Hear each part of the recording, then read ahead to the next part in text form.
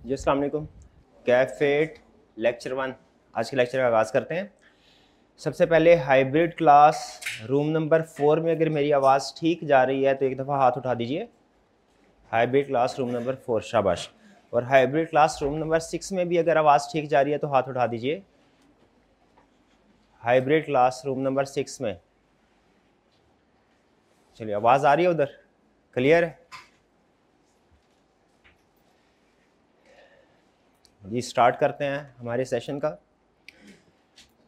कैफेट audit and insurance spring 25 का session है। आज इसका पहला लेक्चर है। आज का लेक्चर जो पहला लेक्चर होता है बेसिकली ओरिएंटेशन लेक्चर होता है हमारा।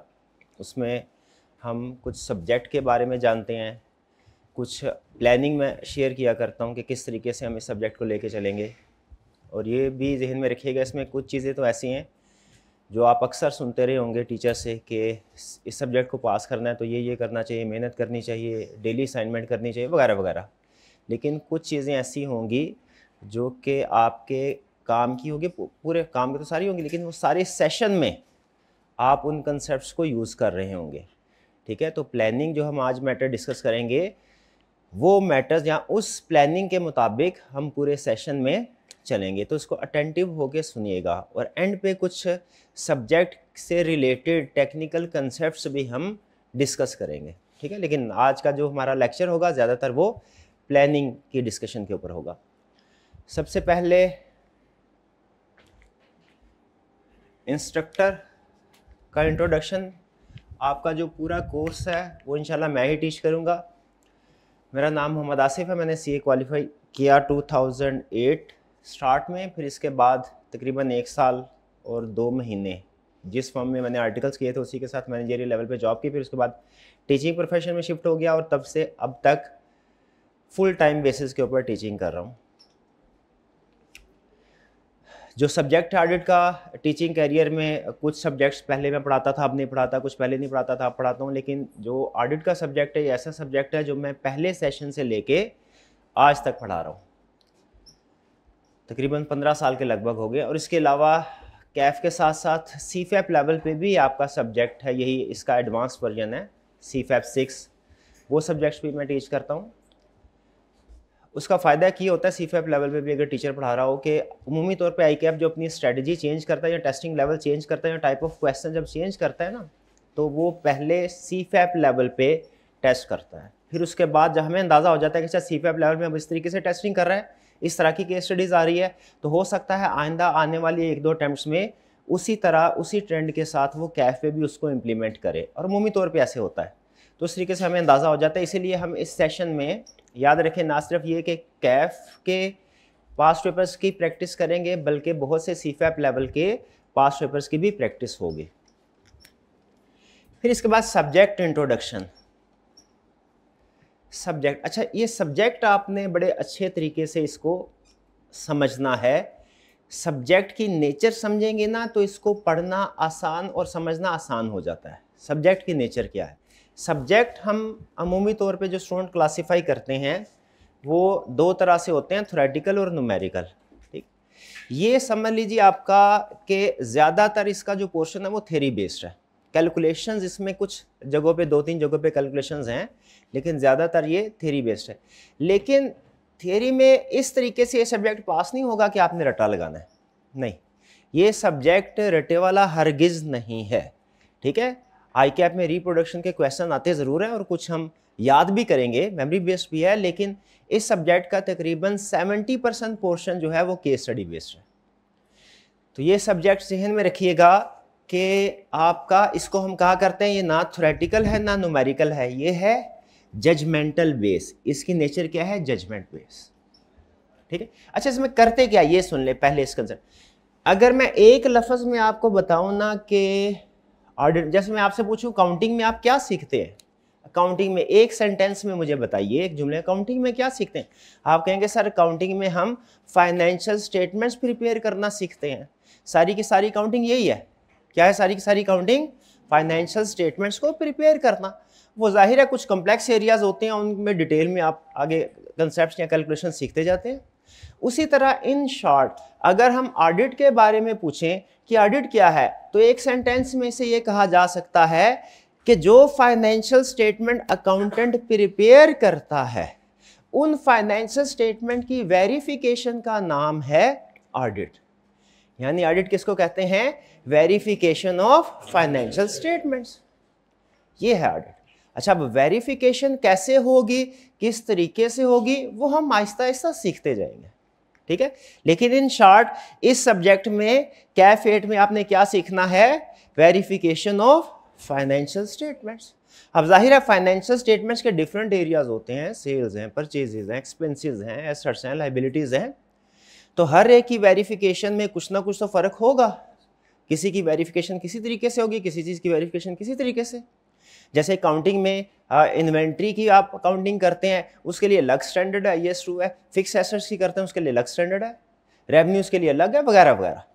तो उसी तरह हमारे भी ऑडिट में हम डिफरेंट एरियाज़ की जब वेरिफिकेशन कर रहे होंगे तो उसके डिफरेंट प्रोसीजर्स होंगे, ठीक है। वो हम डिटेल में स्टडी करें। जो चीज़ मैं आपको सबसे अहम प्रोबेबली इस सब्जेक्ट को समझने के हवाले से बताना चाह रहा हूं वो ये है कि इस सब्जेक्ट की नेचर क्या है? जजमेंटल। जजमेंटल का मतलब क्या है? कहता है ये काउंटिंग की तरह नहीं है। ऑडिट क्या हम पढ़ने जा रहे हैं? ऑडिट ये अकाउंटिंग की तरह नहीं है। वेरिफिकेशन, इसमें काउंटिंग फाइनेंशियल स्टेटमेंट की वेरिफिकेशन होगी, लेकिन इस सब्जेक्ट में और अकाउंटिंग के सब्जेक्ट में स्टूडेंट पॉइंट ऑफ व्यू से, तैयार करने के पॉइंट ऑफ व्यू से बहुत बड़ा फर्क है। और ये फर्क आपको पहले दिन समझ नहीं आया ना तो आखिरी दिन तक आप 2-3 सवाल पूछते रहेंगे इस सब्जेक्ट के बेसिक नेचर के हवाले से। तो अभी समझ लीजिए मैं क्या समझाने लगा हूं आपको कि जो ऑडिट का सब्जेक्ट है इसको पढ़ना, इसको समझना है हमने, तो ये अकाउंटिंग की तरह नहीं पढ़ना समझना। इसकी प्रैक्टिस जो करनी है, इसकी प्रैक्टिस वो काउंटिंग की तरह नहीं होगी। भाई काउंटिंग की तरह नहीं होगी, इससे क्या मतलब है? क्योंकि काउंटिंग यहाँ पे ऑडिट में फोकस होगा एक्शंस के ऊपर, इक्वेशंस के ऊपर नहीं, मैथ के ऊपर फोकस नहीं है। जैसे सुने एग्जांपल से, अकाउंटिंग में 2 + 2 कितने होते हैं? 4। 2 + 2 कितने होते हैं? 4। और 2 + 2 कितने होते हैं? 4। आप बताइए मेरे 2 + 2 कितने होते हैं? और अगर कोई कहे 3, आंसर डिफरेंट है, गलत है। अगर कोई कहे 5, आंसर डिफरेंट है, गलत है। ऐसा ही है अकाउंटिंग में, ऐसा ही होता है। अकाउंटिंग में जब क्लास में टीचर आपको क्वेश्चन करवाते हैं, उनका आंसर भी वही होता है, आपका आंसर भी वही होता है। ऐसा ही है, अगर कोई अमाउंट गलत हो, डिफरेंट हो, तो वो गलत होती है। इसी तरह ऑडिट में इस तरीके से नहीं है। ऑडिट में हमारा जो सिखाता है ना हमें, वो कहता है कि आपने चीज़ों को किस तरीके से वेरीफाई करना है, आपने एक्सपेंसेस को किस तरीके से वेरीफाई करना है, एसेट को किस तरीके से वेरीफाई करना है। इसमें आपका आंसर याद रखें दूसरे से डिफरेंट हो सकता है और अक्सर डिफरेंट होता है। कुछ रूल ऐसे हैं जिनमें फर्क नहीं होना चाहिए, लेकिन ज्यादातर क्वेश्चन में याद रखें, ज्यादातर क्वेश्चंस में आपका आंसर टीचर के आंसर से डिफरेंट हो सकता है, आपका आंसर ICAP के सॉल्यूशन से डिफरेंट हो सकता है, एक स्टूडेंट का आंसर दूसरे स्टूडेंट से डिफरेंट हो सकता है, बल्कि अक्सर होगा, क्योंकि इसमें वो आपसे एक्शंस पूछता है। बताओ इस सिचुएशन में क्या करोगे, इस सिचुएशन में क्या करोगे, ठीक है। तो ये एक्शन डिफरेंट हो सकते हैं, हो सकते हैं, ठीक है। भाईजान से मैंने पूछा, भाईजान घर में वालदा ने रोटी नहीं पकाई, क्या करोगे? ये कहेंगे सर बाजार से ले आऊंगा। ये कहेंगे कोई बात नहीं सर मैं चावल खा लूंगा। ये कहते हैं सर कोई बात नहीं डबल रोटी पड़ी होगी मैं वो खा लूंगा। अब इन सब का आंसर डिफरेंट है, ऐसा ही है। किसका आंसर ठीक है? सबका आंसर ठीक है। अब अगर ICAP ने फर्ज कीजिए 1 नंबर के साथ ये सवाल पूछा, फर्ज कीजिए 1 नंबर के साथ, तो जिसने पहली वाली ऑप्शन बताई होगी वो भी ठीक, दूसरी वाली ऑप्शन होगी बताई वो भी ठीक। ICAP जब सजेस्टिव सॉल्यूशन देगा तो क्या वो तीनों ऑप्शंस को डिस्कस करे? ICAP कहता है नहीं, मैं तीनों ऑप्शन, क्योंकि अगर तीनों ऑप्शन को डिस्कस करें ना तो उसमें भी स्टूडेंट कहता है कि सर इसका मतलब है हमने इतना ज्यादा लिखना था, ICAP ने 3 चीजें बताई, इतना ज्यादा लिखना था। तो ICAP कहता है नहीं, ICAP कहता है नहीं, वो क्लियरली उसने बताया है कि आपका सॉल्यूशन डिफरेंट हो सकता है। ये असूल ऑडिट को पढ़ते हुए और ख़ास तौर पे क्वेश्चन को सॉल्व करते हुए जहन में रखना है। आपका आंसर डिफरेंट हो सकता है। ये काउंटिंग, बच्चा काउंटिंग का माइंड लेके आता है, सर जो आपने पढ़ाया, जो किताब में लिखा था एज इट इज वैसा ही सोल्यूशन करता हूं ना। सबसे बड़ी problem, sir case study solve की है लेकिन जो बुक में लिखा हुआ है वो और जो मैंने लिखा है वो उसमें फर्क है। वो फर्क तो होगा, ठीक है, वोकैबुलरी का फर्क होता है, सेंटेंस स्ट्रक्चर का फर्क हो जाता है, बाजू का जजमेंट का फर्क होता है। तो सबसे अहम चीज जो आज के लेक्चर में आपने समझ के घर जाना है वो क्या है कि ऑडिट अकाउंटिंग की तरह का सब्जेक्ट नहीं है, ठीक है। इसमें वो अक्सर आपसे एक्शंस पूछेगा, प्रोसीजर पूछेगा जो कि डिफरेंट हो सकते हैं। एक ही मसले को टैकल करना है, हर एक का अपना अपना तरीकाकार होता है। एग्जाम में वो आपके सामने मसला रखेगा, हो सकता है ये भाई कोई और सोल्यूशन प्रेजेंट कर दें, ये बहन जी कोई और सोल्यूशन प्रेजेंट कर दें, वो दोनों ठीक हो सकते हैं लेकिन दोनों गलत भी हो सकते हैं। डिफरेंट होने का मतलब मैं कह रहा हूं लाजमी नहीं कि गलत हो और ये भी लाजमी नहीं कि ठीक हो, ठीक है। सिर्फ बताना ये चाह रहा हूं कि यहां पे 2 + 2 = 4 नहीं सीखेंगे हम, ठीक है। यहां पे मसला और इस मसले को हल कैसे करना है ये सीखेंगे और मसले को हल करने के डिफरेंट वेज हो सकते हैं।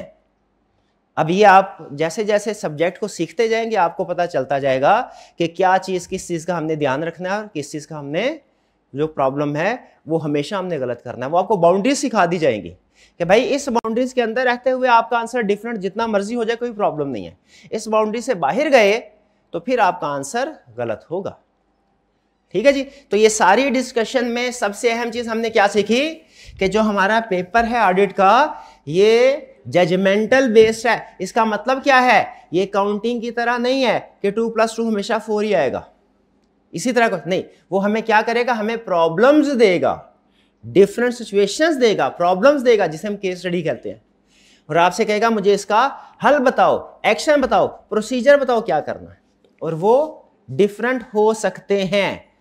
आपका सॉल्यूशन डिफरेंट हो सकता है, ये ध्यान में रखिएगा। आगे चलते हैं। प्री रेक्विजिट्स क्या है, क्या इस सब्जेक्ट को पढ़ने से पहले कुछ और सब्जेक्ट पढ़ना जरूरी है? अकाउंटिंग के बेसिक कंसेप्ट होना लाजमी है। जैसे मैंने बताया ना, ऑडिट है वेरिफिकेशन ऑफ फाइनेंशियल स्टेटमेंट। तो अगर आप कोई चीज देखना चाहते हैं कि वो सही है कि नहीं, तो पहले आपको वो चीज बनानी आनी चाहिए, फिर ही देख सकेंगे। ऐसा तो नहीं है कि आपको फाइनेंशियल स्टेटमेंट्स बनानी आती ना हो और आप उनकी चेकिंग करना, वेरिफिकेशन करना शुरू कर दें। इम्पॉसिबल है, कर ही नहीं सकते। तो चूंकि वेरिफिकेशन ऑफ फाइनेंशियल स्टेटमेंट करते हैं इसीलिए हमें अकाउंटिंग के बेसिक कंसेप्ट्स पता होने चाहिए, ठीक है। किताबों में लिखा हुआ है कि जहां पे अकाउंटिंग खत्म होती है ना वहां से ऑडिटिंग शुरू होती है, वेरिफिकेशन का नाम है। तो इसीलिए अकाउंटिंग में फाइनेंशियल स्टेटमेंट कैसे प्रिपेयर होती हैं ये आपको पता होना चाहिए। इनकम स्टेटमेंट क्या है, इसमें कौन कौन सी लाइन आइटम्स आती हैं, बैलेंस शीट क्या है, इसमें कौन कौन से एरियाज आते हैं, कैश फ्लो स्टेटमेंट क्या है, वगैरह वगैरह, नोट्स द अकाउंट्स क्या होते हैं, ये कंसेप्ट्स आपको पता होने चाहिए जो कि आप पीआरसी लेवल की जो अकाउंटिंग है उसमें पढ़ चुके होते हैं, ठीक है, उसमें पढ़ चुके होते हैं। हाँ, 2-3 टॉपिक्स ऐसे हैं हमारे सिलेबस में कोई अगर फर्ज कीजिए 20-25 के करीब चैप्टर्स हैं ना, तो उसमें 2-3 चैप्टर्स ऐसे हैं जिनमें अकाउंटिंग के कुछ एडवांस कंसेप्ट टेस्ट होते हैं, वो FR1 या FR2, ठीक है। तो वो अगर आपने पढ़े हो तो अच्छी बात है, नहीं पढ़े हो तो प्रॉब्लम कोई नहीं, हम क्लास में उनको डिस्कस करेंगे। तो पीआरसी की काउंटिंग तो डेफिनेटली सबने पास की होगी। FR2 पढ़ना आपके लिए लाजमी नहीं है। FR1 कैफ 5 है, FR1 कौन सा है? हाँ FR1 ये कैफ 1 FR1 या तो आप साथ साथ पढ़ रहे हो या ऑडिट के साथ साथ, या आपने ऑलरेडी इसको पढ़ा हो, ठीक है। FR1 का सब्जेक्ट या तो ऑलरेडी पढ़ चुके हो या साथ पढ़ रहे हो। FR2 और कंपनी लॉ ये पढ़ा होना लाजमी नहीं है। अब मैं आपसे पूछना चाहता हूँ, क्लास में कितने ऐसे स्टूडेंट हैं जिन्होंने FAR1 पास किया हुआ, सॉरी FAR1 की अटेम्प्ट दी हुई है या पास किया हुआ है? शाबाश, तकरीबन सारे। और कितने ऐसे हैं जो कि FAR1 ऑडिट के साथ पढ़ रहे हैं? साथ पढ़ रहे हैं, साथ पढ़ रहे तो 2-3, बट ठीक, ये भी ठीक है, ये भी चल सकता है, ये भी चल सकता है, ठीक है। और अगर आपने ऑलरेडी FAR1 की अटेम्प्ट दे दी हुई है और FAR2 अब ऑडिट के साथ पढ़ रहे हैं, ये तो आइडियल कॉम्बिनेशन है, ये तो आइडियल है, ठीक है। लेकिन अगर FAR1 भी पढ़ रहे होते साथ तो थोड़ी सी प्रॉब्लम होती, 10% के करीब डिफिकल्टी लेवल हाई हो जाता है। तो इस सब्जेक्ट को पढ़ने के लिए FAR1 पढ़ा हो यह बेहतर है, या साथ साथ पढ़ रहे हैं तो डिफिकल्टी लेवल आपका थोड़ा सा हाई हो जाएगा। कुछ जगहों पे काउंटिंग कंसेप्ट्स डिस्कस होंगे, तो जहां पे काउंटिंग कंसेप्ट्स ऑलरेडी अगर आपका नॉलेज होगा, बेस स्ट्रांग होगी, आप आसानी से उसको समझ जाएंगे। नहीं तो क्लास में डिस्कस जरूर होंगे। याद रखिए, हमारे इस ऑडिट के सिलेबस के अंदर कुछ टॉपिक्स ऐसे हैं जो कंपनी लॉ के हैं, कुछ टॉपिक ऐसे हैं जो काउंटिंग के हैं। वो जिन स्टूडेंट्स ने ये सब्जेक्ट पढ़े हों या साथ साथ पढ़ रहे हो ना, उनके लिए तो बहुत आसानी हो जाती है। लेकिन जिन्होंने नहीं भी पढ़ा हुआ, तो वो मेरी जिम्मेदारी है, मेरी रिस्पॉन्सिबिलिटी है, वो कंसेप्ट मैंने आपको क्लास में बताने हैं। लेकिन एक चीज़ और ध्यान में रखिएगा, वो मैं आपको समझाऊंगा ऑडिट के पॉइंट ऑफ व्यू से। यानी अगर फर्ज कीजिए अकाउंटिंग का कोई कंसेप्ट है, तो वो मैं आपको पूरा स्टैंडर्ड नहीं सिखाऊंगा, सिर्फ उसका उतना हिस्सा जो मेरे ऑडिट में इस्तेमाल होना है, बाकी आप उसको काउंटिंग में सीखेंगे। यानी ये नहीं आप कह सकते कि आपने एक टॉपिक ऑडिट की क्लास में पढ़ लिया तो FAR2 में अब उसको पढ़ने की ज़रूरत नहीं है, ये नहीं कह सकते, क्योंकि मैंने उसे सिर्फ अपने ऑडिट के स्कोप के मुताबिक ही समझाना है। नेक्स्ट इसके बाद है जी, यानी मैंने आपको प्री रिक्विजिट में क्या बताया, FAR1 या ऑडिट पढ़ने के लिए या तो FAR1 आपने पहले पढ़ा हो या साथ पढ़ रहे हो।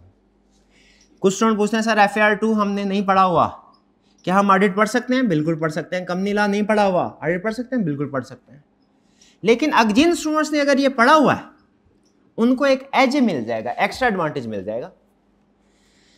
फिर डिफिकल्टी लेवल क्या है? डिफिकल्टी लेवल इसका है मॉडरेट, डिफिकल्ट नहीं है ये, ठीक है, लेंथी है। इसमें बड़ी प्रॉब्लम, सबसे बड़ी प्रॉब्लम, अगर आप इसका पासिंग परसेंटेज देखेंगे ना, 33% के लगभग, हमने पिछले 10-12 अटेम्प्ट्स की एवरेज कैलकुलेट की, इसकी पासिंग परसेंट 33%। 33% का मतलब यह है क्लास में अगर 100 स्टूडेंट बैठे हैं, इसमें से 33 पास होंगे, 67 ऑन एवरेज फेल होंगे, ठीक है। हमारी क्लास में भी ऐसे स्टूडेंट बैठे हैं जो फेल होंगे, इस वक्त बैठे हुए हैं, नहीं क्या सारे पास होंगे? नहीं, कुछ में इंशाल्लाह अल्लाह करे। लेकिन कुछ जाहिर है जो मेहनत करते रहेंगे रेगुलर, देखिए मेहनत करने वाला और मेहनत ना करने वाला वो एक बराबर नहीं होते। तो जो मेहनत करेगा वो इंशाल्लाह पास होगा, और जो मेहनत नहीं करेगा वो, बहरहाल तो इसमें, लेकिन ये है आई कैप की ओवरऑल परसेंटेज। हमारी क्लास की परसेंटेज में भी इससे ज्यादा हो और में भी इससे कम हो। अगर मैं आपसे ये कहूं कि हमारी क्लास की परसेंटेज 50% है, आई कैप की 33% है पास पेपर की, हमारी क्लास की 50% है, मानेंगे बात? अगर आप मेरी बात मान लेंगे तो आप ऑडिटर नहीं हैं। असूल याद रखिए, हम ऑडिटर जिंदगी में किसी की बात को भी बगैर एविडेंस नहीं मानते, किसी की बात, चाहे वो हमारा कोई क्लोज रिलेटिव क्यों ना हो, बगैर एविडेंस के आइंदा आपने किसी भी, मेरी भी किसी बात को एविडेंस के बगैर नहीं मानना, ठीक है। अच्छा आगे चलते हैं। तो ये 33 लगभग। अच्छा अगर आप न्यूमेरिकल सब्जेक्ट की परसेंटेज के साथ कंपेयर करें ना, जैसे FAR1 है या FAR2 है, तो उनकी परसेंटेज 40% के लगभग है, इससे ज़्यादा है। इसकी रीज़न क्या है? सुन लीजिए, इसकी रीज़न ये नहीं है, देखें अहम बात, तवज्जो, पासिंग परसेंटेज से ये लगेगा आपको बज़ाहिर कि काउंटिंग की पासिंग परसेंटेज ज़्यादा है, ऑडिट की पासिंग परसेंटेज कम है, इसका मतलब है ऑडिट मुश्किल है, काउंटिंग आसान। ऐसा नहीं है, ऑडिट की निस्बत FAR2 ज़्यादा मुश्किल है, ऑडिट की निस्बत FAR2 लेकिन उसकी पासिंग परसेंटेज ज़्यादा होती है। क्यों ऐसा? मुश्किल सब्जेक्ट की पासिंग परसेंटेज ज़्यादा और मॉडरेट सब्जेक्ट की पासिंग परसेंटेज कम। क्यों? क्योंकि चार्टर्ड अकाउंटेंट है ना, चार्टर्ड अकाउंटेंट लगता है अकाउंटिंग ही सबसे अहम सब्जेक्ट है, चार्टर्ड ऑडिटर तो नहीं है ना। अगर चार्टर्ड ऑडिटर होते तो आपको एक साइकी माइंडसेट बन जाता है ना, तो क्या ऑडिट अहम नहीं, अकाउंटेंट तो अकाउंट। और वैसे भी सीए के स्टूडेंट्स को नॉर्मली कैलकुलेशन ज़्यादा पसंद होती हैं, तो उसके ऊपर आप मेहनत ज़्यादा करते हैं और वो टीचर आपसे मेहनत भी ज़्यादा करवाते हैं अकाउंटिंग के। तो हम चूँकि मेहनत कम, ये सब कम स्टूडेंट कम करते हैं, मैं ज़्यादा करवाऊँगा, आप पता नहीं करते हैं कि नहीं। तो इस वजह से याद रखिए ये जो डिफरेंस है पासिंग परसेंटेज का, इसमें सब्जेक्ट का कसूर नहीं है, कसूर स्टूडेंट की प्रैक्टिस का है कि वो प्रैक्टिस कम करते हैं। लिखने में ना जान जाती है, मौत पड़ती है हमें। मुझे याद है मैंने जब CM एंट्री होती है ना, तो टेस्ट होता था, PPT बोलते थे उसको, तो जब टेस्ट दिया उसमें सारे बिल्कुल अच्छा हो गया। एक क्वेश्चन जो मुझे आता भी था मैंने आधा किया, मेरा दिल ही नहीं किया। वो कोई ऐसे लिखना था, ऐसे लिखना, पहला पैरा लिखा, दूसरा पैरा लिखा, तीसरे पैरे पे आके मेरी बस हो गई। टाइम भी था और मुझे आता भी था, लेकिन दिल नहीं कर रहा था। ये एक साइकी होती है। तो घर में बैठ के भी अक्सर आपके साथ ऐसा होगा कि न्यूमेरिकल सब्जेक्ट है, क्वेश्चन है, जब वो टैली होता है ना तो ऑटोमेटिकली मोटिवेटेड हो जाता है बंदा कि अगला सवाल भी करना है, ये BRS टैली होगी, आंसर आ गया, बैलेंस शीट टैली होगी, अगला क्वेश्चन भी करते हैं। लेकिन ऑडिट में एक तो थ्योरी लिखने में प्रॉब्लम होती है, अपने आप को कन्विंस करना पड़ता है कि मैंने ये क्वेश्चन केस स्टडी भी सॉल्व करने हैं। और फिर जब आप केस स्टडी सॉल्व करते हैं तो आपका सोल्यूशन बुक के सोल्यूशन से डिफरेंट आ जाता है। फिर आप ये बात भूल जाते हैं कि सर ने कहा था कि डिफरेंट सोल्यूशन भी ठीक हो सकता है। आप कहते हैं नहीं मैंने कुछ और, अकाउंटिंग में जो लिखा होता है मैं करता हूं ना, वही किताब में लिखा होता है, बड़ा मजा आता है, बैलेंस शीट टैली हो गई। ऑडिट में मैंने कुछ और लिखा होता है, बुक में कुछ और है, लगता है मुझे सही समझ नहीं आई। ऐसा करते हैं, किताब करते हैं बंद, कल क्लास में सर से पूछ लेंगे कि इसमें क्या कर। ऐसा नहीं करना, प्रैक्टिस आपने करते जाना है। तो ये एक बड़ी वजह होती है ऑडिट में फेलियर की, प्रैक्टिस ना करना, रिटन प्रैक्टिस। रिटन प्रैक्टिस के ऊपर आपको फोकस करना पड़ेगा। जिस स्टूडेंट ने रिटन प्रैक्टिस कर ली, खासतौर पे केस स्टडी की, उसके पास होने के चांसेस डबल से भी ज्यादा होंगे एवरेज स्टूडेंट की निस्बत। ठीक है जी, पासिंग परसेंटेज की हमने बात कर ली। फिर इसके बाद पेपर पैटर्न क्या है। इसमें 100 मार्क्स का पेपर है, कोई MCQs नहीं है। ऑडिट के पेपर में कोई MCQs नहीं होते। दो तरह के क्वेश्चंस आते हैं, रिप्रोडक्शन जिसे हम रटे वाला सवाल कहते हैं, और case study scenario based questions. लगभग परसेंटेज वेरी करती है। इजी पेपर हो तो रिप्रोडक्शन का क्वेश्चन ज्यादा आता है, डिफिकल्ट पेपर आ जाए तो केस स्टडी ज्यादा टेस्ट करता है। ऑन एवरेज जो वेटेज है 30% के करीब आपका जो पेपर होगा 100 मार्क्स का, वो थ्योरी बेस्ड होगा और 70% के करीब केस स्टडी बेस्ड होगा। थ्योरी के क्वेश्चन में अमूमी तौर पे 3 to 6 मार्क्स के क्वेश्चन आते हैं, ज्यादातर 4 नंबर का क्वेश्चन आता है थ्योरी में, जब वो रटा आपसे कुछ ना कुछ पूछ रहा होता है। ठीक है, लेकिन जो रेंज आती है वो 3 to 6 मार्क्स की जाती है। और जो केस स्टडी है इसमें 6 to 10 मार्क्स की केस स्टडी पूछता है। कभी कभार हो सकता है 12 मार्क्स की पूछ ले, कभी कभार हो सकता है 4 मार्क्स ऑन एवरेज। ये आपका पेपर का स्ट्रक्चर है। ठीक है, इसमें कोई 20 मार्क्स के क्वेश्चन नहीं या 15 मार्क्स के क्वेश्चन नहीं आते। आई कैप अमूमी तौर पे आपको पता है, आपने पेपर पहले भी अटेम्प्ट किए होंगे, न्यूमेरिकल के अलावा वो 4 से लेके 10 नंबर के दरमियान में आई कैप टेस्ट करता है, क्योंकि उसकी कोशिश होती है ज्यादा से ज्यादा चैप्टर्स को टेस्ट करें। ये है हमारा सब्जेक्ट इंट्रोडक्शन। इसके अंदर सबसे जो अहम बात है, सबसे अहम बात, वो आपने नेचर ऑफ द सब्जेक्ट को याद रखना है। जजमेंटल है, 2 + 2 = 4 नहीं, इधर बैलेंस शीट टैली नहीं होगी। एज इट इज आपका सोल्यूशन कभी मैच नहीं करेगा, बल्कि जिसकी केस स्टडी का as it is solution match करता है ना, हमें पता चल जाता है इसने रटा लगाया हुआ है, मैच कर ही नहीं सकता। ठीक है, कंसेप्ट मैच होने चाहिए, कंसेप्ट मैच होने चाहिए, अल्फाज मैच नहीं होंगे। कंसेप्ट मैच होने चाहिए, अल्फाज मैच नहीं होंगे, करने भी नहीं। ठीक है, और फिर इसके बाद पासिंग परसेंटेज में ये ध्यान में रखना, मैंने आपको बताया कि रिटन प्रैक्टिस करें। प्रैक्टिस जिस चीज़ की करते हैं ना, जिस चीज़ की करते हैं, ठीक है, तो वो जैसे वो हमारे उलमा कराम भी कहते हैं कि नौजवान जो है ना जिस चीज़ में लग जाएं उस चीज़ को निखार देते हैं। तो अगर आप अकाउंटिंग में लग जाएंगे अकाउंटिंग को निखार देंगे, ऑडिट में लग जाएंगे ऑडिट को निखार। तो आपने ऑडिट को भी टाइम, अकाउंटिंग को भी टाइम देना है। मैं ये नहीं कह रहा अकाउंटिंग का टाइम ऑडिट को देना, नहीं, अकाउंटिंग का टाइम अकाउंटिंग को, ऑडिट का ऑडिट को। चलिए जी, ये क्लियर हो गया। अच्छा, अब आगे चलते हैं। अच्छा, ये थोड़ी सी डिस्कशन सिर्फ ये कि यूट्यूब पे भी लेक्चर्स पड़े होते हैं, तो क्या फ़र्क है। जैसे ये अब ये ऑनलाइन वाले स्टूडेंट्स के लिए, ये फिजिकल स्टूडेंट्स के लिए नहीं है, ठीक है। ये डिस्कशन में सिर्फ इस डिस्कशन का पर्पज़ सिर्फ ये है कि ऑनलाइन वाले जिन स्टूडेंट्स से इनरोलमेंट करवाई है उनको कॉन्फिडेंस देना, उनको बताना कि उन्होंने जो इन्वेस्टमेंट की है ये क्यों, कहीं ऐसा तो नहीं कि वो इन्वेस्टमेंट करने वाले ऑनलाइन एडमिशन लेने वाले बेवकूफ़ हैं। क्योंकि अगर लेक्चर्स यूट्यूब पे भी अवेलेबल हैं, वहाँ पे फ्री अवेलेबल हैं, तो फिर कॉलेज से लेक्चर बाय करने की क्या ज़रूरत है, ठीक है। ये इन स्टूडेंट, और मैं सिर्फ उन स्टूडेंट्स के लिए जो ऑलरेडी इनरोलमेंट करवा चुके हैं, ठीक है, उनको कॉन्फिडेंस देने के लिए, ठीक, कि क्या ऑफिशियल लेक्चर जो है इनमें और जो यूट्यूब पे लेक्चर पड़े होते हैं इनमें क्या फ़र्क है। देखिए, पहला रिस्क, अच्छा एक होता है लफ्ज़ मैं बोला करूँगा रिस्क, एक है कि मैं बोला करूँगा कि ये चीज़ गलत है, एक मैं कहूँगा कि रिस्क है, ठीक है। जैसे मैं कहूँ भाई ये शरारती हैं, फर्ज करें एक जुमला ये, और दूसरा मुझे लग रहा है कि ये शरारती हैं, रिस्क है कि ये शरारती हैं। दोनों में फ़र्क है कि नहीं। जब मैंने बोला शरारती हैं इसका मतलब है मैं कन्विंस्ड हूं कि ये शरारती हैं, ठीक है, डाउट नहीं है इसमें कोई।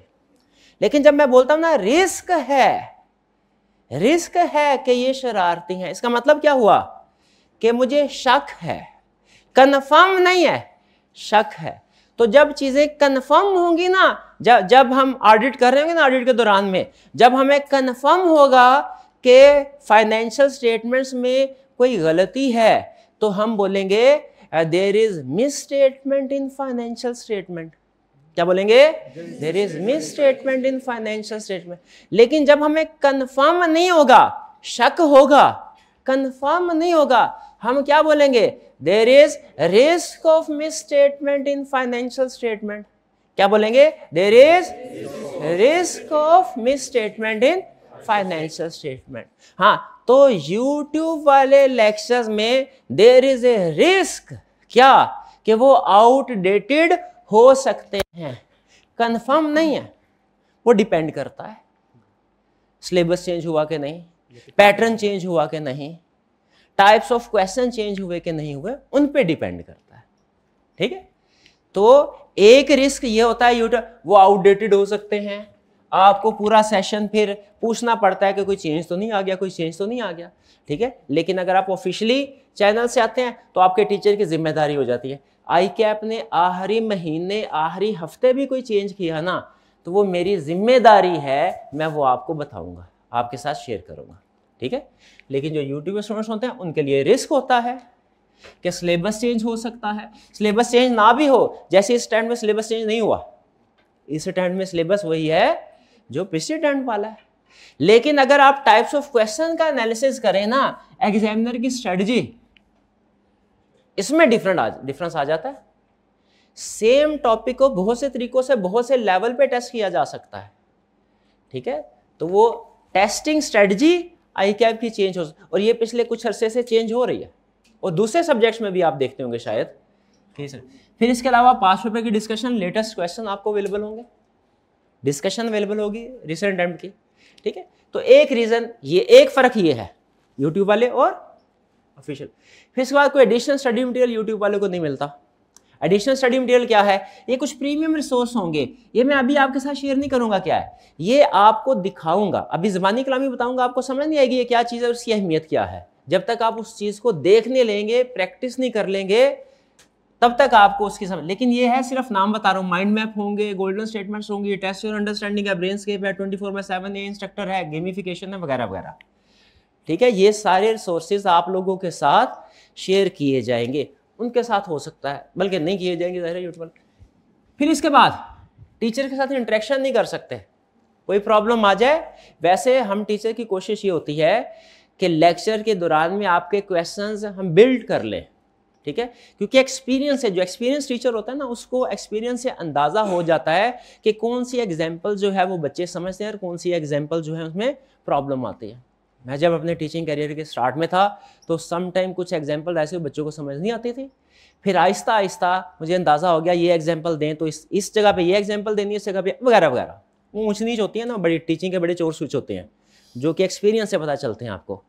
तो फिर पता चल, तो हमने ऑलरेडी क्वेश्चंस के आंसर लेक्चर में बिल्ड किए होते हैं, लेकिन फिर भी हो सकता है, नेचुरल है कि आपके जहन में कोई ना कोई क्वेश्चन ऐसा आ जाए जो कि आपको कोई पॉइंट समझ नहीं आया, तो आप जाहिर है अगर आप अटैच हैं टीचर के साथ तो आप वो क्वेश्चन पूछ सकते हैं, वरना यूट्यूब से ये ऑप्शन अवेलेबल नहीं होते। और फिर सबसे अहम चीज़ जो मेरे ख्याल में सबसे, वो क्या है, टेस्टिंग और फीडबैक नहीं मिलता आपको। याद रखें, टीचिंग वन वे कम्युनिकेशन नहीं होती, ये टीचिंग है। टीचिंग में और लेक्चर लेने में और मूवी देखने में फ़र्क है। सबसे बड़ा फ़र्क तो यह है कि मूवी इंटरेस्टिंग होती है, लेक्चर इंटरेस्टिंग होता ही नहीं, बोरिंग होता है, सबसे बड़ा। दूसरी अहम चीज़ ये है कि मूवी होती है वन वे कम्युनिकेशन, आपने उसमें कोई इंटरेक्ट नहीं करना होता, लेकिन लेक्चर जो है ये टू वे कम्युनिकेशन है। ये टीचर टू स्टूडेंट कम्युनिकेशन भी है, स्टूडेंट टू टीचर कम्युनिकेशन में। मैं जो कुछ पढ़ा रहा हूँ मुझे पता होना चाहिए। मैं आपसे पूछूंगा ना लेक्चर एंड में, मैं जितना मर्जी फारग लेक्चर दे जाऊँ, आपसे एंड में पूछूंगा ना समझ आई कि नहीं आई, आपने यही कहना आई। जिनको समझ नहीं आई वो ज़्यादा से ज़्यादा चुप कर जाएंगे, कुछ नहीं बोलेंगे, ठीक है। लेकिन रेयर है कि कोई स्टूडेंट ये कहे कि सर समझ नहीं है मुझे, तो मुझे पता होना चाहिए। अब मैंने अगर इफेक्टिवली आपको पढ़ाया, आपको समझ आई कि नहीं आई, ये मुझे इस चीज़ का पता कैसे पता चलेगा कि टेस्ट से, टेस्ट अटेम्प्ट करेंगे मुझे पता चलेगा बात समझ आई। एग्जाम में जाके आप उसको उस तरीके से लिखने के काबिल हैं कि नहीं जिस तरीके से ICAP चाहता है। तो YouTube में तो टेस्ट वगैरह होते नहीं है। और अगर, और ये बात आप फिजिकल स्टूडेंट्स के लिए भी है कि आप लोगों ने भी वीकली टेस्ट स्किप नहीं करने। ये बहुत ही अहम एलिमेंट होता है हमारे एजुकेशन सिस्टम का। टेस्टिंग से ही पता चलेगा ICAP लेवल के लिए आप तैयार हो रहे हैं कि नहीं हो रहे। अच्छा चले, ये तो सारी बातें होगी कि क्यों उधर नहीं जा रहे, लेकिन स्टिल YouTube में जो लेक्चर्स पढ़े होते हैं स्टिल यूजफुल है। अब सुनने किन के लिए यूजफुल है, यानी मेरी सजेशन क्या है कि किन स्टूडेंट्स को, जन ऐसे स्टूडेंट जो रिपीटर हों और अफोर्ड ना कर सकते हों, उनके लिए YouTube लेक्चर्स बेहतर है। रिपीटर क्यों बोला, क्योंकि उनके पास ये सारे रिसोर्सेज ऑलरेडी अवेलेबल होंगे, ठीक है, रिसोर्सेज अवेलेबल होंगे, ठीक है। लेकिन स्टिल चूंकि चांस है कि कुछ चेंजेस आ जाएं, तो ऐसे स्टूडेंट जो रिपीटर हैं, अफोर्ड नहीं कर सकते, वो YouTube के लेक्चर जाके वहां से देख ले, लेकिन एहतियातन किसी करंट स्टूडेंट के साथ इन टच रहें ताकि जो चेंजेस वगैरह है वो उनको खबर मिलती रहे। क्लियर जी, आगे चलते हैं। Next, author book structure. हमारा जो मटेरियल हम यूज़ करेंगे वो मटेरियल होगा हमारा स्टडी मटेरियल। दो ऑप्शंस हैं, दो ऑप्शन, आपने दोनों में से किसी एक ऑप्शन को सिलेक्ट करना है, दोनों को नहीं करना, दोनों में से किसी एक ऑप्शन को सिलेक्ट। या तो आप हमारी वाली बुक्स को यूज़ कर लें या आप ICAP की बुक्स को यूज़ कर लें, ठीक है। असल में हमने जो बनाई है वो ICAP की बुक के ही समराइज्ड और सिंप्लीफाइड वर्जन है। कंसेप्ट्स दोनों में सेम है, कंसेप्ट्स दोनों में ठीक है, बस हमारी कोशिश यह है कि थोड़ा स्टूडेंट फ्रेंडली स्टाइल में और एग्जाम फोकस्ड होके मटेरियल को प्रेजेंट किया जाए। वरना दोनों में से किसी भी सेट को आप चूज़ कर लें, दोनों ही करेक्ट हैं। तो आज आपने फैसला करना है अगले 1-2 दिन में कि कौन से वाले मटेरियल को आपने यूज़ करना है। दोनों बुक के 2-2 सेट हैं, ICAP की बुक का भी और हमारी बुक का भी। जो पहली बुक है उसमें नोट्स होते हैं, कंसेप्ट्स होते हैं, और जो दूसरी बुक है उसमें प्रैक्टिस क्वेश्चंस होते हैं, पास्ट पेपर के और कुछ दूसरे। ICAP का भी इसी तरह, हमारा भी इसी तरह। हमारी बुक में हम कहते हैं उसको वॉल्यूम 1 और वॉल्यूम 2, और ICAP के सेट में हम कहते हैं स्टडी टेक्स्ट और क्वेश्चन बैंक। यानी हमारा वॉल्यूम 1 और ICAP का स्टडी टेक्स्ट ये सेम है, और हमारा वॉल्यूम 2 और आई कैप का क्वेश्चन बैंक ये सेम है, ठीक है। लेकिन मेरी सजेशन ये है, अब ये ऑप्शन दोनों आपके पास, अब मेरी रिकमेंडेशन, बुक आप हमारी वाली यूज कर ले, लेकिन साथ साथ आई कैप का जो स्टडी टेक्स्ट है मैं रेफरेंस साथ साथ दिया करूंगा, उसको सिर्फ रीड किया करना है रोज, जो जो मैं रेफरेंस दिया करूंगा, जो जो पैराग्राफ मैं आपको बता दिया करूंगा, आज हमने ये पैराग्राफ, इस चैप्टर का ये पैराग्राफ स्टडी किया, सिर्फ रीड करना है, याद नहीं करना। याद कहां से करना है? हमारी बुक में से, ठीक है। ये मेरी रिकमेंडेशन। तो हमारी बुक जब आप यूज करेंगे, इसका स्ट्रक्चर क्या होगा? स्ट्रक्चर सुन लीजिए। इसमें चैप्टर्स हैं, लगभग 23 के करीब चैप्टर्स हैं। इसमें इन चैप्टर्स को, हर चैप्टर को डिफरेंट लर्निंग ऑब्जेक्टिव या कंसेप्ट्स में डिवाइड किया गया है। अच्छा, ये जो बुक है ये 14th एडिशन है, ये लास्ट अटेम्प्ट वाला एडिशन है 14th। इस अटेम्प्ट में भी यही चलेगा, ठीक है, आप इसको यूज कर सकते हैं। तो जी जो उससे पहले वाला 13th एडिशन वो भी चल सकता है, लेकिन आपको फिर कंपैरिजन करना पड़ेगा, कुछ चेंजेस हैं तो वो नोट कर लीजिएगा क्या चेंजेस हैं, ठीक है। वो एक दिन बैठ के ना 13th एडिशन और 14th एडिशन को कंपेयर कर लीजिएगा क्या चेंजेस है, वो आपको अंदाजा हो जाएगा। चैप्टर्स है, हर चैप्टर को डिफरेंट कंसेप्ट्स में डिवाइड किया गया जिसे लर्निंग ऑब्जेक्टिव कहते हैं, और एक टेक्निक अडॉप्ट की गई है कंसेप्ट्स को लिखने में जिसे कहते हैं bionic reading method. Bionic reading method ये होता है कि जब आप रीड कर रहे हो तो जो अहम अल्फाज है जिसे हम कहते हैं पावर वर्ड्स, पावर वर्ड्स, हम जो बोलते हैं ना अल्फाज, हमारे हर लफ्ज में ताकत होती है, एक ताकत होती है। कुछ अल्फाज में ताकत ज्यादा है, कुछ अल्फाज में ताकत कम होती है।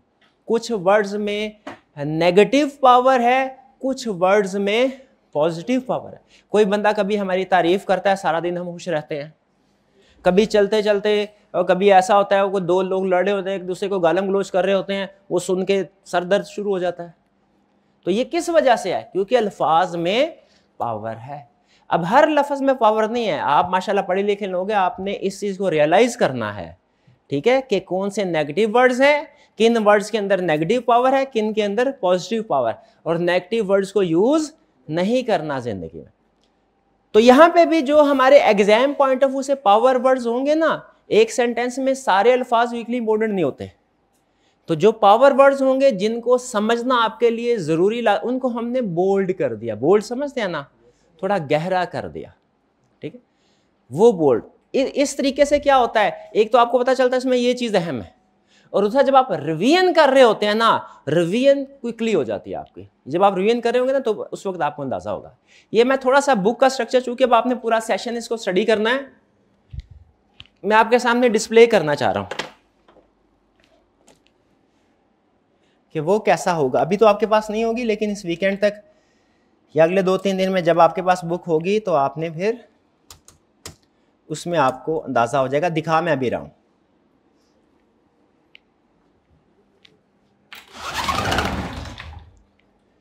जी अभी डिस्प्ले हो जाता है, पॉज कीजिएगा। जी ये चैप्टर आपके सामने है, देखें। सबसे पहले चैप्टर 1, ये चैप्टर का स्टार्ट है। हर चैप्टर के स्टार्ट में नंबर लिखा होगा, टाइटल लिखा होगा। फिर इसके बाद देखिए ये लर्निंग ऑब्जेक्टिव है। अच्छा, अगर तो किसी स्टूडेंट ने इससे पहले मुझसे कोई सब्जेक्ट पढ़ा है और उसकी बुक को यूज़ किया है, उन्हें स्ट्रक्चर का अंदाज़ा होगा। लेकिन जो नए स्टूडेंट हैं उनके लिए मैं ये बताना चाह रहा हूँ, चैप्टर के अंदर कितने कंसेप्ट हैं, हमने उनको कुछ हिस्सों में डिवाइड कर दिया। इस चैप्टर के अंदर 3 कंसेप्ट है। किसी चैप्टर में हो सकता है 5 कंसेप्ट हो, किसी चैप्टर में हो सकता है 8 कंसेप्ट हो। चैप्टर टू चैप्टर वेरी करेगा।